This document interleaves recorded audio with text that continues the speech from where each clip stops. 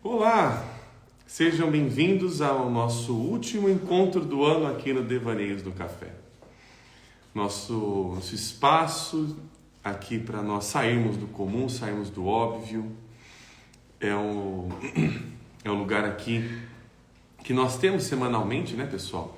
Para conversarmos, para devanearmos principalmente, né? Deixar a nossa imaginação correr à solta, ou pelo menos o máximo que a gente possibilitar disso.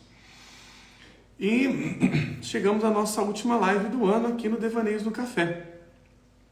Só lembrando aqui que o Devaneios do Café acontece no SEI de Campinas, acontece todas as quartas-feiras às 7h30 da noite. E estamos localizados na rua Doutor Quirino, 1856, aqui no centro de Campinas. Então, quem quiser conhecer esse espaço cultural, esse espaço de receptividade, esse espaço que acolhe a arte, o diálogo, as interações sociais, estão todos convidados a vir a conhecer o SEI. Então, aqui o pessoal já está chegando. Boa tarde para a Nini Pompermayer, que está sempre aqui conosco, está sempre colocando, né, fazendo perguntas, colocando as sugestões dela aqui que são extremamente pertinentes para os nossos devaneios. E hoje, pessoal, nós vamos ter um devaneios mais, vamos dizer assim, um pouco mais leve, digamos. A gente já fez boa tarde aqui para o Márcio, que está chegando aqui, para a Letícia perguntando, em Campinas? Sim, Letícia, estamos em Campinas aqui, estamos no SEI. Estamos no centro de Campinas, inclusive. Fica bem próximo à Basílica do Carmo, à CPFL e também ao restaurante, para quem conhece, né, o restaurante Milord. Boa noite para SAM aqui que está chegando também. Suzane, né? Deixa eu ver mais quem está dando boa noite. Acho que por enquanto só. Então, o pessoal está chegando. Hoje o nosso diálogo, hoje a nossa troca, ela vai se dar sobre e com poesia. Nossa troca hoje será poética. Boa noite aqui para Vanessa Terra, está chegando aqui também. Boas noites. E então hoje a nossa noite vai ser regada à poesia. Vamos ter uma hora de poesias aqui, algumas selecionadas, e eu vou atualizando algumas informações e tal, mas eu vou tentar não ficar só nas selecionadas, vamos ver como é que vai ser o nosso desenvolvimento da nossa conversa hoje.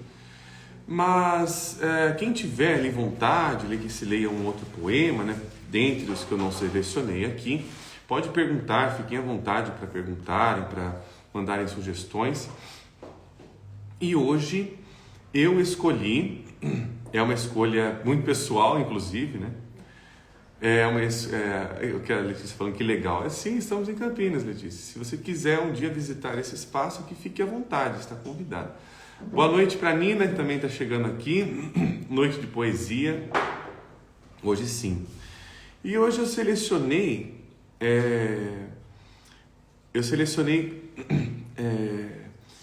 alguns poemas. Eu selecionei alguns pequenos poemas, na verdade, não são poemas tão extensos, da Ana Martins Marques, uma poetisa. Boas noites aqui para o Gui Barbosa Peixoto, que está chegando. E a Ana Martins Marques é uma poetisa que eu já fiz vários vídeos aqui no canal, já comentei dela diversas vezes. É uma poetisa de Minas, né? É uma mineira, nascida em 1977. Isso é interessante porque tem um poema dela sobre 1977. Também, acho que agora não sei se eu acho que é na Arte das Armadilhas, um dos livros que eu separei aqui para nós lermos hoje, para a gente olharmos hoje. E os poemas que eu selecionei hoje, né, a temática dos poemas que eu selecionei hoje, para hoje, tem a ver com o início, né, como nós estamos encerrando o ano aqui nos nossos devaneios. Eu também trouxe algo que arremetesse ao início dos nossos encontros aqui no Café Dialógico, que é a temática da mitologia. Nós falamos sobre isso o ano todo, né? Nós estamos pensando sobre isso. E uma das curiosidades em relação a Ana como poetisa, para quem conhece a obra dela, para quem ali já tem ali uma intimidade com o que ela escreve, vai perceber que ela é uma poetisa muito leve. Ela, mesmo quando ela está ali comentando ou falando sobre alguma temática que tem uma certa densidade, ela deixa os olhos mais confortáveis, mais leves, para se enxergar o não óbvio naquilo que já nos é dado pronto. Essa é uma característica da poesia da Ana, ao meu ver, a minha avaliação, a minha análise em relação ao que ela escreve. Então eu faço sempre a recomendação dela, porque é como se ela estivesse limpando os nossos olhos para enxergarmos novamente.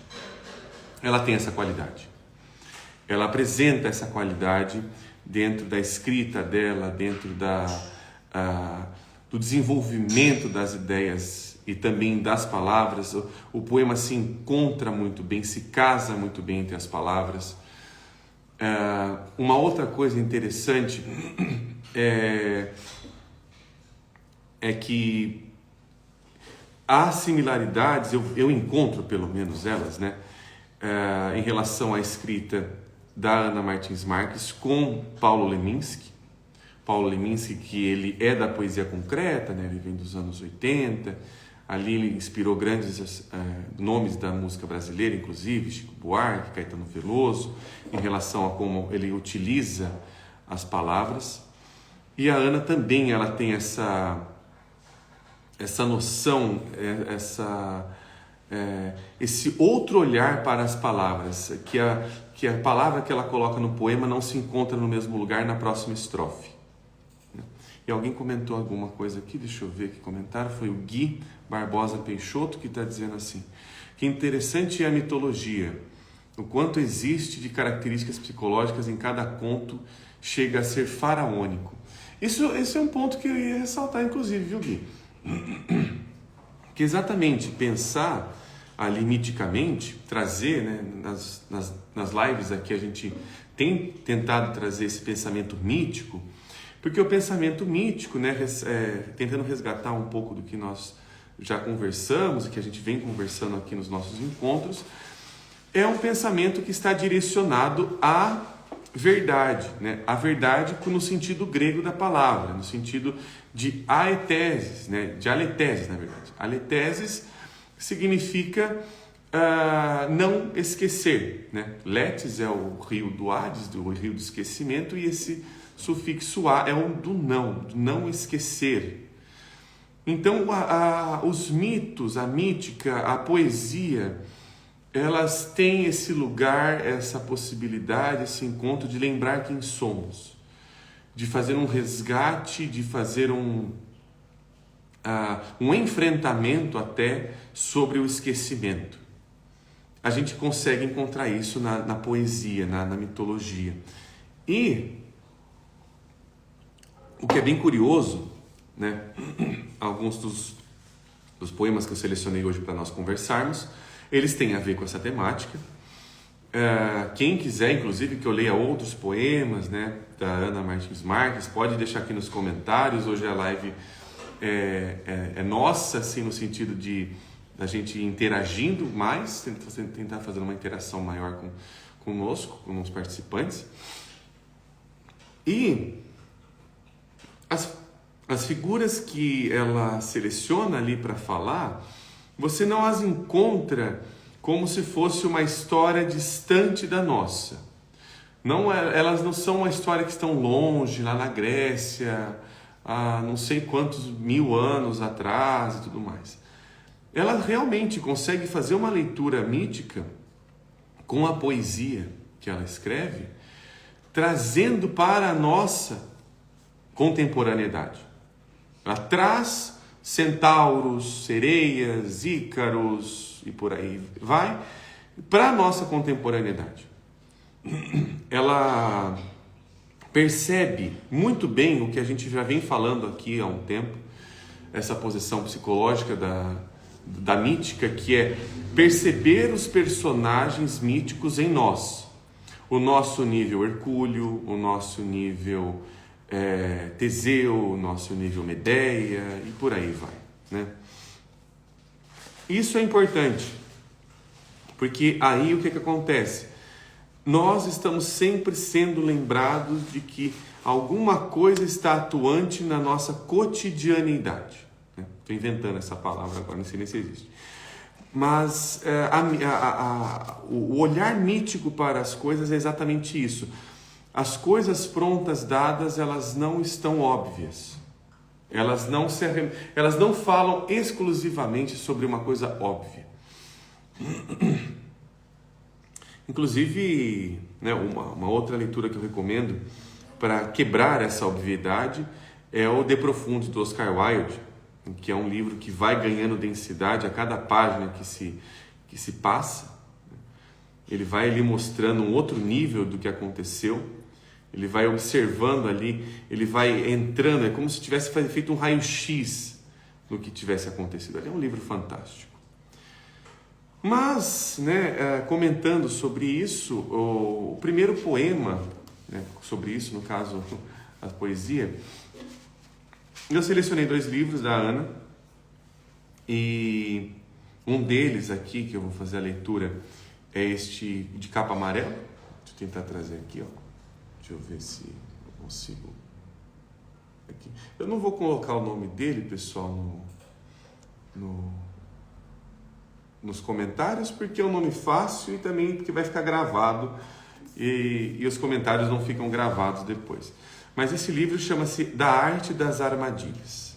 Já é um nome bem perspicaz, um nome bem curioso, um nome bem... E nos traz um certo perigo, inclusive, né? Um livro que a gente vai abrir e vai falar, tá, então esse livro está dizendo sobre coisas em que nós podemos cair nelas. Armadilhas, né? Algo que é feito para nos raptar, para nos pegar, para nos prender, para nos tirar do nosso estado da vida comum, né? A armadilha traz ali para a vontade do caçador, né? Então, o primeiro poema aqui que eu selecionei chama-se Penélope, né? É um poema bem curto, é um poema bem interessante em relação a... Hoje a gente vai fazer comentários sobre esses poemas. A Penélope, né, para nos situarmos, Penélope é a esposa de Odisseu, o Ulisses, né? Que na Odisseia, Penélope está esperando Ulisses, né, em Ítaca. É em Ítaca, né? Se não me engano. Sim. Se não me engano, não me falha a memória, ela está esperando ele em Ítaca, né, na casa em que ele não está mais já há muito tempo, há muitos anos, pois ele foi participar da guerra de Troia e teve aquele massacre, aquela carnificina que foi o cavalo de Troia, né, e ele não consegue mais chegar em casa, né? E o que acontece? O Odisseu tenta ali diversas artimanhas para conseguir achar o caminho de volta para casa. Não consegue muitas vezes, então até que ele vai lá, né? A gente comentou sobre esse momento ali numa outra live em que ele vai fazer uma consulta ao sábio Tiresias no Hades, né? Se eu não me engano é o canto 9 ou o canto 11, não vou lembrar agora de cabeça. E a Penélope está em casa com diversos pretendentes, o tempo todo tentando desposá-la, tentando pegar a mão dela ali, e ao mesmo tempo esses pretendentes estão lá na casa do Ulisses, né? Na casa também da Penélope, e estão fazendo a farra, estão pegando, bebendo do vinho, quebrando tudo, estão sendo péssimos convidados, né? E, inclusive a maioria, acho que nenhum foi convidado ali. E a Penélope, ela tem uma astúcia também de perceber que ela só vai se desposar, ela só vai casar com um outro pretendente quando ali eu não vou lembrar o que ela estava fazendo, ela estava tecendo alguma coisa, uma malha, eu não vou lembrar qual que era agora, e ela só vai falar, eu só vou casar quando essa malha estiver pronta. Todo dia ela tricota, todo dia ela faz essa malha, mas ao mesmo tempo, todo dia ela desfaz uma outra parte do que ela tinha feito. Então ela vai tricota de um lado e desfaz do outro. Nesse sentido, a malha nunca fica pronta, né? Aí, o poema aqui da Ana Martins Marques é em homenagem a Penélope. E ela diz o seguinte: teu nome, espaço, meu nome, espera. Teu nome, astúcias, meu nome, agulhas. Teu nome, nau, meu nome, noite. Teu nome, ninguém, meu nome, também. Num só gesto, reconhecer-te e perder-te. Então, olha só que interessante, olha só que... Eu não quero fazer muitas interpretações, nem nada do tipo aqui, mas do que nós acabamos de falar sobre Penélope, a Ana Martins Marques, ela percebe que o que em nós tece, faz, viaja junto e ao mesmo tempo reconhece e perde, né? Esse momento final do poema dela é fantástico, né? Ao mesmo tempo que reconhece e perde. Então, esse nível ali, Penélope, em nós é esse mesmo nível que nós estamos olhando para algo, vendo ali que aquilo tem uma intimidade, tem algo nosso, e ao mesmo tempo a gente não reconhece. Ao mesmo tempo a gente perde. Ao mesmo tempo a gente percebe que tem alguma coisa escapando. Percebe que... E isso também é uma coisa muito interessante que a gente vai ver nos poemas de hoje. A gente vai ver poemas, a gente vai ler poemas em que essa proximidade dos semelhantes, ao mesmo tempo que os tornam tão atrativos, é a armadilha deles, que a gente pode colocar assim nos termos que ela colocou, e ao mesmo tempo é onde a gente não se reconhece. Tem algum ponto aqui em que nós não nos reconhecemos. Então, o nível mítico em nós é exatamente esse. Não é uma historinha que ficou lá atrás. É uma história que está sendo recontada de uma outra forma hoje. O meu nome e o teu nome, ela vai tecendo, né? Aqui a gente vai percebendo, né, na construção do poema, ela tecendo o teu e o meu, o teu e o meu. Uma forma de unir e ao mesmo tempo de quando isso está unido não se encontra em algum outro espaço. Precisa continuar tecendo e continuar desfazendo o que está feito para continuar o quê? O casamento. Porque até então, se a gente for pensar na mítica, no mito da Odisseia, do Odisseu, o Ulisses continua casado com Penélope até que ela se case com outro pretendente. Então, esse fazer e desfazer é o símbolo mais profundo de um casamento.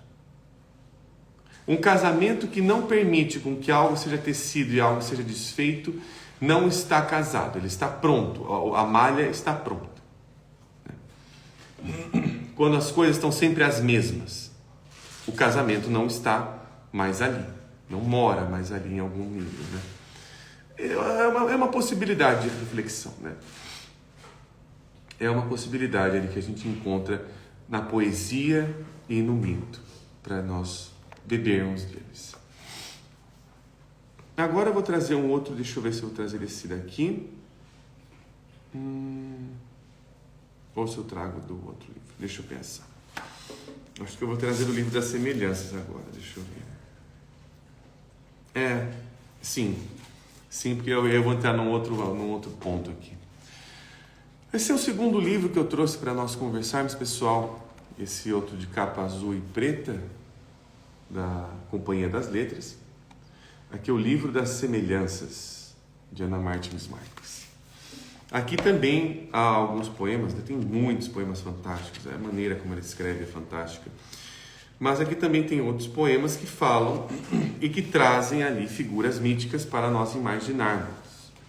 Para nós lembrarmos delas de alguma maneira também. Não só imaginarmos, mas lembrar é uma forma de imaginar também, né?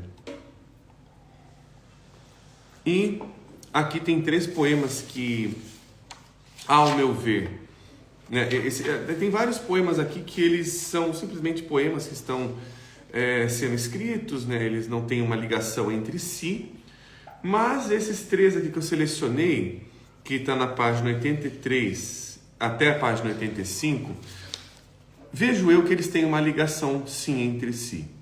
Ou pelo menos, se nós imaginarmos, a gente encontra alguma ligação, né? E aqui, na página 83, tem um poema chamado Centauro. E esse poema, ele começa inclusive com uma parte de um outro poema, se não me engano, do Joseph Brodsky, na verdade, que chama Epitáfio para um Centauro. E aí o poema começa já com essa citação que diz o seguinte: e morreu relativamente jovem, porque a parte animal mostrou-se menos capaz de durar que a sua humanidade. É com esse trecho que a Ana vai começar o poema e nos orienta aqui a poetisa dizendo assim: como um velho centauro, cuja parte humana sobrevivesse à parte animal, temos próteses, extensões, enfeites, móveis que nos sobrevivem, levamos conosco palavras que já não usamos, planos que já não temos, mulheres que não amamos, pai morto, cachorro morto, amigos mortos. Como um velho centauro que levasse a passeio seu rabo morto de cão, seus olhos mortos de pássaro. Aqui é interessante, né, como ela traz essa figura do centauro como essa figura que não é apenas a figura do centauro que a mítica nos traz, né? Nós temos sereias, minotauros, mas desde que é uma parte humana e uma parte animal, e que elas aparecem juntas. E aqui a Ana, ela percebe o que nessa poesia, né? Para a gente fazer ali ter um olhar. E já tem perguntas, eu já vou olhar aqui para as perguntas que o pessoal está mandando. Ela percebe o quanto essas duas partes, elas ficam, em algum ponto, trazem ali, né? Ela traz, né, essa imagem como uma prótese, como se estivesse tentando sobreviver, como se aquela parte tivesse o tempo todo, né, palavras que não usamos, mulheres que não amamos, planos que já não temos, como se essas partes elas fossem uma tentativa de sobrevivência da imaginação. Essa parte como se estivesse tentando, essa parte animal que tenta sobreviver à parte humana. Essa parte que tenta se animar, né? Vamos usar a palavra animal ali, não só no sentido animalesco da palavra, né? Como um bicho ali no caso, mas no sentido também metafórico do animar, né? O animal é aquele que está animado de alguma maneira. E ali ela vai percebendo que há esta parte que ela vai sendo carregada, e que ela, com esta parte humana, elas vão se matando. Essas duas partes, quando elas ficam, digamos assim, próximas demais, numa figura só, elas têm a tendência ali de não se ajudarem. Né? Esse é um ponto que o poema está nos trazendo. Partes que nós levamos conosco de tentar nos animar, mas ao mesmo tempo não consegue. Ao mesmo tempo ela não traz, ela não sobrevive em algum ponto. Deixa eu só ler agora a pergunta que tem aqui na caixinha. Não é uma pergunta, é um comentário, eu acho. Deixa eu ler aqui. Aqui. A Danine Pumpermayer, ela está dizendo: Penélope mostra, aqui é já o comentário sobre a Penélope, né, que dá o primeiro poema que nós lemos. Penélope mostra que fazer e desfazer é uma forma de fazer o fio do amor perdurar. Sim, concordo. É isso. Ou também que não existe amor se não tiver a possibilidade de um não amor. Vamos também trazer isso para a nossa linguagem aqui mais psicológica. Eu não consigo fiar um laço se esse laço é um nó. Se esse laço ele está apertado demais para que ele não seja desfeito, acaba o laço. Acaba a possibilidade de um encontro. O que nós temos ali é uma confusão. Vamos pensar o nó como uma confusão, tá? Uma confusão de quê? Eu não sei mais aonde é você e onde sou eu, onde eu começo e onde você termina. Este é o nó. Puxando para inclusive sobre a nossa última live que nós fizemos com o professor Éder de relacionamentos abusivos, mas não quero entrar nesse tema agora, né? Só para a gente lembrar um pequeno trecho da live. Os relacionamentos, eles precisam incluir a vontade do outro para que a minha vontade seja renovada também. Se isso não ocorre, ou se ocorre uma coisa muito extrema dentro dos relacionamentos, de só a sua vontade se sobrepõe sobre a minha, e vice-versa também, não existe uma possibilidade de encontro, é uma confusão, é uma perda de identidade, mas de identidade do quê? De eu não saber mais quem és tu e quem sou eu. Eu não sei mais se o que eu estou fazendo... aquele ponto, né? Eu não me reconheço. Eu não me reconheço fazendo essas coisas. Quem nunca chegou num ponto de falar, mas nossa, eu com determinada pessoa, eu jamais imaginaria que eu iria fazer tal coisa, mas com aquela pessoa, parece que eu criei algo em mim que eu fiz dessa forma. Sim, esse é o ponto onde a gente vai percebendo quando o laço fica estreitíssimo, fica preso demais. Né? Essa possibilidade de desfazer. E claro, nós estamos fazendo uma leitura metafórica sobre isso. O desfazer também é uma possibilidade ali de, bom, essa conversa não tem nada a ver comigo, deixa ela para lá. Não é só uma ruptura literal em relação a, não vou mais me relacionar com ninguém, com as pessoas assim, tudo mais e tal. Porque isso é uma parada de reflexão, é um petrificamento. Né? A gente aprisiona a nossa imaginação, imaginando que é assim que se tem que se desfazer alguma coisa. Então a gente tem feito, né, as lives para um resgate de linguagem aqui. Tentar resgatar a nossa linguagem, a nossa criatividade linguística, para que ela nos alcance, para que ela nos chegue até nós de uma outra forma, não só da mesma maneira. E tem algum outro comentário aqui, ou pergunta, da Nina. É uma pergunta. Próteses, deixa eu ver. Que é do nosso poema do Centauro, tá? Próteses, como partes já mortas, que não se encaixam, camadas de não ser que vai aniquilando o nosso pulsar. Podemos pensar assim também, Nina, mas também tem uma outra forma, que talvez essas próteses, elas sejam também, eu acho que a gente pode colocar a palavra prótese também como uma palavra que foi usada, que era muito utilizada há tempo atrás ali, que era a bengala, né? Não é bengala exatamente. mas como se fosse eu acho que era bengala, assim, como se fosse ali uma perna auxiliar, né? Vamos colocar nesse sentido, uma extensão para que me auxiliasse a andar. Mas ao mesmo tempo, essa prótese, ela me ajuda a andar. Acho que a gente tem que pensar sobre isso. Não é retirar as próteses, não é demonizar isso, aquilo, porque senão a gente perde a reflexão. Mas sim, tem esse ponto que você falou do não ser, mas ela não é perceptível, porque como eu já estou usando a bengala há muito tempo, muitas vezes, eu não percebo que será que eu consigo? Será que eu tenho força na perna para andar novamente? Essa bengala que nós estamos falando, tá? A gente pode também falar ela com outro nome, chamada neurose, né? As nossas neuroses, né? Por exemplo, vou dar um exemplo aqui de uma bengala, de uma prótese, né? De algo ali que é um não ser que vai tomando o ser.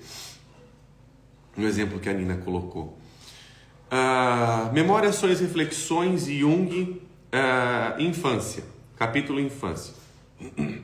Tem um momento ali que ele vai... Ou é anos de colégio? Acho que anos de colégio não é. Está entre infância e anos de colégio.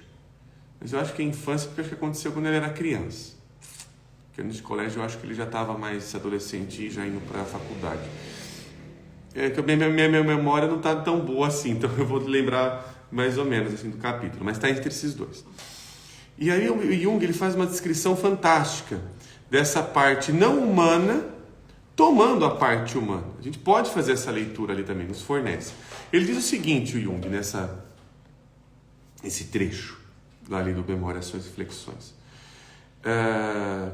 que teve uma época que ele não gostava de ir para a escola, ele odiava ali a escola, ele não tinha prazer nenhum com ela. E teve um momento em que acho que ele teve um desentendimento com um colega dele ou alguma outra pessoa ali.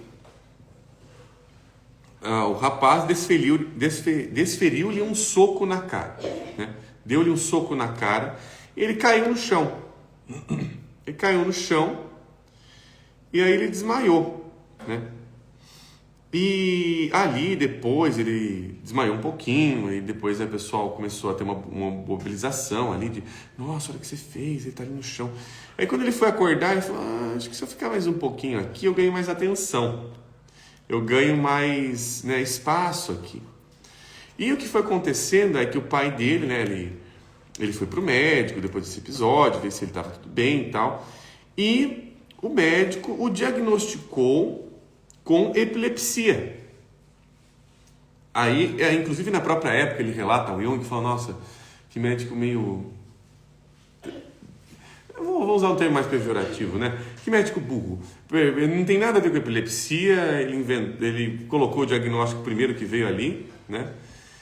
Mas ele gostou do diagnóstico porque o que acontece? Com esse diagnóstico, ele podia ficar em casa. Ele podia não ir para a escola, que estava odiando ir para a escola. Estava detestando ir para a escola. E aí acontece o seguinte, ele fica lá na casa dele, não volta mais para a escola, porque está diagnosticado com epilepsia, então não sabia qual que era a gravidade desse diagnóstico, quais eram as possibilidades que ele tinha na vida, por aí vai e tal. Só que um dia ele pega o pai dele conversando com um amigo dele, eu acho. E aí o pai dele diz o seguinte, nossa, eu não sei o que eu vou fazer com o menino. O que a gente vai fazer com o inválido em casa, né? E usa essa palavra. A gente tem um inválido em casa. Ele fala, opa, peraí, aí não, né? Inválido não, aí também você está apelando, né, senhor? Aí você já foi longe demais. E aí ele fala, então é assim que é, então se eu não for para a escola eu sou inválido, então eu vou ter que voltar para a escola. Eu não sou inválido não quero ficar nesse espaço assim, eu não sou tudo isso que estão dizendo não também, né? É exagerado, né? Aí pegaram muito no meu pé. E aí ele faz assim, então eu vou voltar a estudar. Ele vai lá, abre o caderno e o que acontece? Ele vai relatando ali o relato ali no Memória, Ações e Reflexões, de que ele vai tendo desmaios quando ele vai tentando estudar. Ele vai estudar, desmaia. Ele fala, mas não é possível, como assim eu desmaiei? Ele vai percebendo, olha só que interessante, essa prótese que nós estamos dizendo, essa neurose, ele foi percebendo que aquela ali era uma neurose, era uma reação autônoma já se tornou uma reação autônoma nele. Ele falou, mas isso daqui, não sou isso aqui, peraí, o fingimento está indo longe demais agora, eu não sabia que era tudo isso agora. Ele lê de novo, ele desmaia de novo. Ele fala, eu vou ler até parar com esse negócio aqui, não é possível. Ele continua, ele é persistente, ele vai, até que cessam os acessos de desmaio que ele estava tendo. E aí ele fala com o pai dele de voltar para a escola e tal, e aí ele volta à vida que ele estava tendo, né? Aos anos de estudo que ele estava tendo. Olha que interessante, a prótese, ela vai se tornando algo autônomo em nós. Ela vai tomando esse espaço. Se não há uma ruptura, se não há uma quebra nessa dinâmica, nós não pegamos essa vida de volta, nós não percebemos ela. Então, muitas vezes, a gente precisa perder alguma prótese para conseguir encontrar onde a nossa vida tinha parado até então, em algum ponto. Então, eu acho que é um poema bem instigante para nós refletirmos sobre isso, óbvio. Tem muitas reflexões aqui para a gente fazer, mas a gente não tem tempo assim para ver todas. Tem perguntas ao vivo. Mais um comentário. Comentário. O poema do Centauro, parece-me que ela traz também a falta que nos constitui. A mulher não amada, ela traz o quanto nós somos seres faltantes. Sim, e que essas faltas imaginárias, eu acho que aí ele coloca, né? Ela coloca isso no poema, que elas vão se tornando próteses. Eu não posso, vai colocando possibilidades ou impossibilidades. Não dá para eu me relacionar, eu só me relaciono com pessoas assim. Não dá para fazer tal coisa. Então, há um problema em imaginar a própria prótese. Como se aquilo só fosse feito para isso. Essa é uma outra questão. Como se aquele acontecimento só fosse feito para aquilo. E não para me mostrar um outro nível do mundo, como as coisas são, como isso é para mim. Mas é como não, isso é dessa forma, desse jeito e pronto, acabou. Né? Essa mulher morta com que eu me relaciono, por exemplo, né? A gente pode colocar a morte como uma metáfora, um relacionamento que já terminou há, 5 anos, 10 anos, mas a pessoa continua sendo lembrada. Talvez a pessoa não tenha percebido que ela não olhou para ela ainda. Tudo bem, você olha para essa pessoa, e o Rio que fala sobre isso também. O Rio que ele fala, que é no Cartas ao Jovem Poeta, ele fala para o Capos, talvez aquele primeiro amor fosse um prenúncio de você perceber como é o amor em você, a potência desse amor em você. Qual que é essa potência para você, não é para a pessoa. Então, todo o amor, né, o Hillman fala sobre isso também. Toda ferida de amor é uma ferida narcísica. Toda e qualquer ferida de amor. Quando a gente está falando de ferida de amor, é uma ferida que fere Eros, né? O Eros. Então, toda ferida de amor é uma ferida narcísica. Pega no pessoal. Pega em algo pessoalmente muito profundo que até então não sabia que tinha uma ferida ali. A ferida é para avisar que tinha uma ferida muito maior lá no fundo. Né? Então, essas metáforas que a gente vai vendo aqui. E olha só o próximo poema da Ana aqui nos trazendo. O próximo poema dela é sobre sereia. Na página 84 do livro que eu estou utilizando, que é o livro das semelhanças. A Ana diz aqui, sereia. Sereia, centauro com sal. Melhor é tua metade animal. A parte humana, sendo humana, sempre mente. Só mesmo um peixe pode ser contente. De nada te serviram os joelhos ou os pés. O que és é também o que não és. Nada é o que fazes bem. metade do que sou, não sou também. É um espetáculo, né? É um espetáculo. Esse poema é maravilhoso, é fantástico. Eu gosto muito desse pessoalmente e dos de Ícaro, né? Que ela vai comentando. Tem um de Ícaro aqui, mas eu tenho uma apreciação do outro livro aqui que eu separei. O que é interessante, né? Olha só o que ela está dizendo aqui. Ela resgata essa figura da sereia, que é uma figura que aparece inclusive num dos mitos que nós citamos hoje aqui, que é o mito do Odisseu. O Odisseu vai passar por um estreito, não vou lembrar o nome do estreito agora, não me vem à mente, mas ele sabe que ali tem sereias, e ele sabe o que é uma sereia, ele sabe que sereias são seres marítimos, né, que afundam, que naufragam marinheiros, né? Elas seduzem pelo seu canto, pela sua parte humana, também a gente pode colocar assim, e afundam, né? Que é interessante, as sereias são apaixonadas e apaixonantes, né? Elas são apaixonadas porque cantam e apaixonantes porque cantam belamente também. Elas conhecem ali o dom do seu canto, raptam os marinheiros e os afundam, os naufragam, né? É uma metáfora bem interessante essa, se a gente for ver, né? Sereia, centauro com sal. A gente pode trazer ali o sal, né? Mas eu não quero entrar muito nessa imagem, porque senão ela dá muito pano para manga e tem muito mais poema para ler hoje. E daqui a pouco eu não sei nem ver se eu consigo ler todos. Mas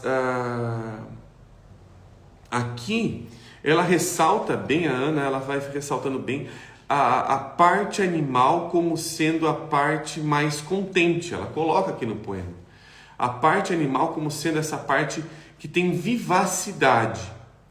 Ou seja, se eu olhar para a parte animal, eu percebo melhor para onde eu vou. Essa é a sacada que o Odisseu teve.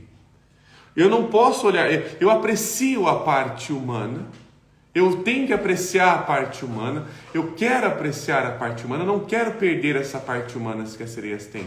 Mas a parte animal dela me lembra para onde eu vou. Se eu for pego por essa primeira metade, né? Essa metade mais alegre, mais contente, vai me dizer para onde eu estou indo, para cá. Então o Odisseu ele tem essa noção ali, ele percebe e maravilhosamente bem aqui a Ana traz esse poema, né? O que és também, o que és é também o que não és, né? Nós estamos falando de uma figura que ela é exatamente essa figura que aparece o tempo todo na própria mítica da Odisseia. O fazer e o desfazer ao mesmo tempo. O ser e o não ser ao mesmo tempo. Então eu preciso... isso é o que nos entrega a Odisseia inteira. Também as figuras da sereia também nos trazem isso. Enquanto eu estiver sendo e não sendo ao mesmo tempo... ali eu corro um risco. Ali eu tenho um risco ali de naufrágio, né? Ali é um risco de naufrágio eminente. Mas a percepção de que o que eu sou é também o que eu não sou e vice-versa, me traz uma possibilidade de uma apreciação. Eu já não pego mais essa coisa como sendo agora ela é minha. Agora isso aqui me define. Eu aprecio não dá para te captar por completo. E ao mesmo tempo você continua sendo belo por conta disso. Há beleza em não captar as coisas por completo. Em deixar com que elas continuem. Em permitir que eu continue vendo-as, inclusive. Vendo-as com um olhar mais imaginativo.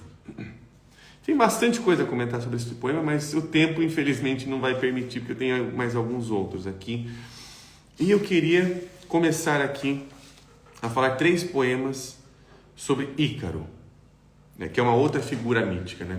Trazendo aqui a figura do Ícaro, O Ícaro é o filho de Dédalo, o arquiteto do labirinto do Minotauro, que, percebendo-se ambos, né, ou seja, Dédalo e Ícaro aparecem na mesma imagem, no mesmo quadro, percebendo que eles estão presos, que eles não têm fuga nem por terra e nem por mar, porque eram lugares que estavam fechados, a ideia de Dédalo é: então partiremos, né, por cima, voando.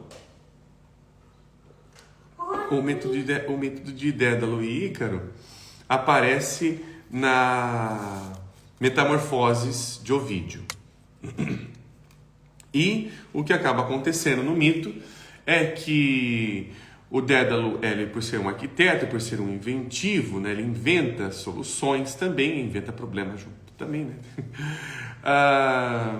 Ele fabrica asas para ele e para o seu filho, Ícaro. E essas asas têm penas, são feitas com umas penas, e essas penas são unidas por cera. Então, não é que a asa é de cera por completa, tá? O que o mito nos traz é que a asa é feita com cera, né? Mas é um material altamente inflamável, ou um material que se dissolve facilmente com calor. E ele fala ali para o Ícaro: olha, não vai muito perto do sol, senão você vai derreter a cera das asas e você vai cair.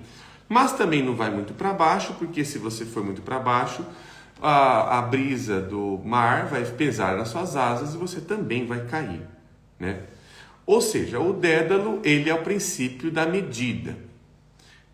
Em outras palavras, ele tenta ficar ali no medíocre, né? E o Ícaro não, ele não se interessa pelo medíocre, ele não se interessa pelo que está ali no meio, ele se interessa pelo que está ali em cima. O Ícaro é a imagem de uma verticalidade mais autêntica, mais a fim de conhecer as coisas ali em cima e acaba conhecendo as coisas que estão ali embaixo também, né? Inclusive tem um mar, foi batizado pelo mar que o Ícaro cai, onde ele foi batizado ali também. Mas aqui nós temos algumas imagens deste Ícaro que eu queria trazer para vocês, né? Hoje a gente está fazendo um compilado aqui de algumas figuras míticas. E aqui na página 85 da Ana Martins Marques, do livro das Semelhanças, ela traz um poema para Ícaro que diz o seguinte: quando Ícaro caiu no mar, a sereia que primeiro o encontrou amou nele o pássaro, ele amou nela o peixe. Os restos de suas asas desfeitas foram dar na praia, entre embalagens de plástico, preservativos, garrafas vazias, latas de cerveja. Eu vejo, esse é um poema belíssimo, né? De uma beleza estética maravilhosa aqui. Aqui, ela está colocando o Ícaro, ao meu ver, ela não está falando só do Ícaro, né, que foi lá inventado pelo Ovídio, é também o Ícaro inventado pelo Ovídio, que não sei nem se foi inventado pelo Ovídio ou se ele vai relatando de uma outras partes do grego, mas, enfim. O que ela traz aqui, ela traz um encontro. Ela traz um encontro que acontece quando se cai. Então, ali é uma percepção, quando eu caio, né, ali é uma percepção de, ao cair, percebo em mim ali animais que nunca havia antes encontrado. E ao mesmo tempo em mim algo em mim percebe um animal antes também nunca visto, pois eles pertencem a instâncias diferentes. O pássaro não vive no mar. Mas temos pássaros mergulhões. Sim, mas o pássaro não vive debaixo d'água. Esse é um encontro repentino, inclusive para caçar, né? Aqui nós estamos falando de um encontro não intencional. Quando o Ícaro cai no mar, ele não tem intenção de cair. Não é sua intenção cair, ele queria ir para o céu, ele queria ir para o sol. Mas quando aqui ela coloca o Ícaro como uma imagem mítica, uma imagem poética, ela percebe uma união. o pássaro em mim também é apaixonado pelo que é peixe em mim, por aquilo que está nas minhas profundezas marítimas, por aquilo que tem água salgada. Então, as nossas lágrimas, talvez? Não sei. Pode ser. Será que o pássaro gosta de lágrimas também? Não sei. Ou a nossa imaginação tende a ir para elas de alguma forma. Bom, seja como for, o poema nos entrega aqui que há um resto, que essas asas a quebram. Vão parar ali como restos de coisas comuns, plásticos, garrafas, não só coisas comuns, mas como restos de coisas que foram comidas, foram usadas, foram devoradas, né? Foram transadas também, preservativos. Então ali se percebe ali uma queda. Podemos ver ali um movimento sexual no próprio poema também, de uma certa maneira. Há um encontro ali. Há um encontro que também tem essa conotação sexual, envolvente ali. E que ao mesmo tempo há ali, nesse final, né, nesses restos, um final de uma imaginação. Ali, a minha imaginação não é nada... Ali as minhas asas, né, as asas da imaginação, que eu estou usando essa metáfora, não é nada mais ou nada menos de quando ela está feita, depois desse encontro, do que uma garrafa vazia, do que um preservativo, do que uma cerveja, uma garrafa de cerveja vazia. Um resto de festa. Então, esse é o Ícaro. O Ícaro é uma imagem vertical. É uma imagem verticalizada. Mas não é só sobre esse Ícaro que a Ana Martins traz, tá? Tem outro. Ah, sim. Deixa eu achá-lo. Eu perdi. Aqui. Achei já. Aqui ela vai também trazer uma outra faceta do Ícaro. Nesse livro, A Arte das Armadilhas. Na Arte das Armadilhas, ela vai trazer uma outra faceta do Ícaro, que ela vai dizer o seguinte: Ícaro 1, que tem Ícaro 2 aqui neste livro. Somos os dois incompatíveis, como a cera e o sol. E, no entanto, parecemos-nos como se parecem o açúcar e o sal. Devemos, porém, deixar de insistir, pois se até Ícaro caiu em si.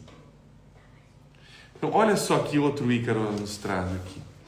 Aqui, ela vai percebendo, a poetisa nos traz uma semelhança. E é interessante nessa imagem que ela traz do açúcar, parecemos como se parece um açúcar e o sal. Ela está dizendo de duas imagens que aparecem juntas. A gente pode colocar até numa outra linguagem, né? Não acho que seja isso exatamente o que ela quis dizer, ou talvez seja, não sei. Mas o açúcar e o sal também é uma possibilidade de dizermos sobre puerisênix. Essa relação entre o novo e o velho. E que eles se parecem, eles dão condição para parecerem-se juntos, mas ao mesmo tempo eles têm vontades distintas. Ao mesmo tempo que a vontade do velho é de uma vontade mais horizontal, mais, digamos assim, média, mais de não ter riscos, de não sofrer riscos. O Ícaro, ele é um anseio, ele é esse salto, ele é o açúcar, né? Ele vai adocicar as coisas, ele vai para cima, né? Mas ela percebe que esses dois, quando aparecem juntos, são muito parecidos, né? Ele coloca essa semelhança entre o açúcar e o sal como eles são só parecidos visualmente, o sabor não é o mesmo. O sabor do que eu experimento aqui não é o mesmo que eu experimento aqui, mesmo que pareça ser a mesma coisa. Eu só vou ter esse conhecimento do tipo de relação que está sendo oferecida se eu saboreio, se eu experimento. Experimentar no sentido de sabor mesmo, agora. como colocar na boca, como introduzir a minha vida, para dentro da minha vida, né? E aqui ela vai colocando, pois até Ícaro caiu em si, né? Olha aqui, ela coloca que essa queda do Ícaro como também uma necessidade. Olha só que interessante, ela coloca ali a queda do Ícaro não só como uma tragédia, é também uma tragédia, né? Como o mito nos... mas a tragédia que traz uma consciência. Eu não consigo cair em mim se eu não caio. Eu não consigo perceber esse Ícaro em mim se eu não, né? Se eu não percebo isso. E também, para finalizar, põe um pouquinho essa imagem do Sol.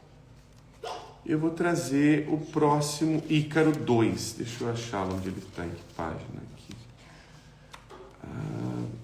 Tem esse outro aqui fantástico, mas eu não vou ter tempo de dizê-lo aqui. Ícaro 2 é um poema curtíssimo, mas de uma potência enorme. Está na página 69 do livro da Arte das Armadilhas. Nesta altura dos acontecimentos, pensou, só espero poder tocar o sol antes de tocar o solo. Esse é o anseio do nosso Ícaro, do Ícaro em nós. Nós o tempo todo buscamos o sol de alguma forma. Nós buscamos entender o que é aquilo, né? Eu acho que o importante é que está dizendo, o Ícaro em nós, a poetisa nos traz, o Ícaro em nós está sempre buscando o sol, está sempre buscando o que brilha, está sempre buscando aquilo que tem vivacidade, tem calor. Mas, nesse momento do poema, ela coloca que já há uma percepção de queda. Eu vou cair. E não é evitar a queda, tá? Porque aí a gente vai tentar arrumar o mito e isso é perder o mito em nós. Não é arrumar o mito. Mas perceber que o nosso nível Ícaro não está se importando em cair. Ele está se importando no vislumbre do brilho solar. Isto que brilha tão bem, que brilha tão viçoso, ele quer esse viço. Ele busca viço. Ele vai cair? Inevitavelmente vai. Mas não sem continuar buscando o viço. Isso que é interessante, porque esse nível Ícaro em nós é o que nos permite continuar voando. Se nós podemos cair, nós também podemos continuar voando. Vamos lembrar que o mito ele não está trazendo um começo, meio e fim. Ele está trazendo o fim, o meio e o começo como tudo junto. Tudo ao mesmo tempo. Se eu posso ir para o sol, eu posso também voar. Voar é também cair. Cair também é voar. Cair também é ir para o sol. É ir para uma consciência vislumbrante. É ir para algo animoso. Então, essa movimentação dessas imagens em nós é que nós não podemos perder, né? Mas eu trouxe esses poemas hoje e só para fazer alguns comentários, só para a gente ler um pouquinho de poesia também, né? Para a gente ir aqui devaneando. E pessoal, estamos chegando ao fim esse é o nosso último encontro de 2023 no Devaneios no Café.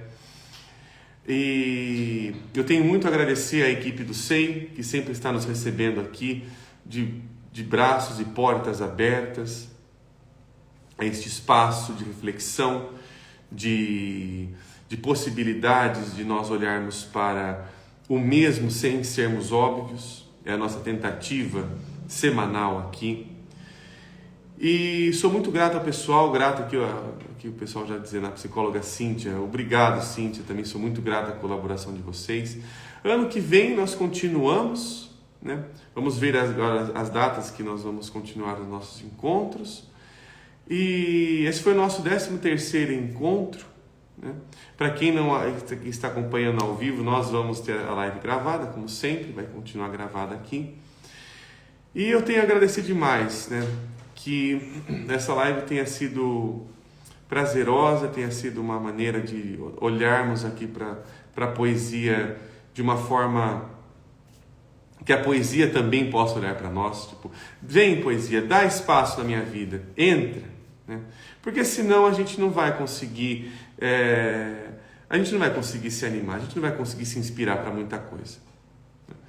Então, pessoal, muitíssimo obrigado para a Lígia, para a Nina, para a Nini Pumpermayer, que está comentando aqui conosco. Muito obrigado a todas vocês por essa participação magnífica. E nos vemos no ano que vem. Muito obrigado, pessoal. Até lá!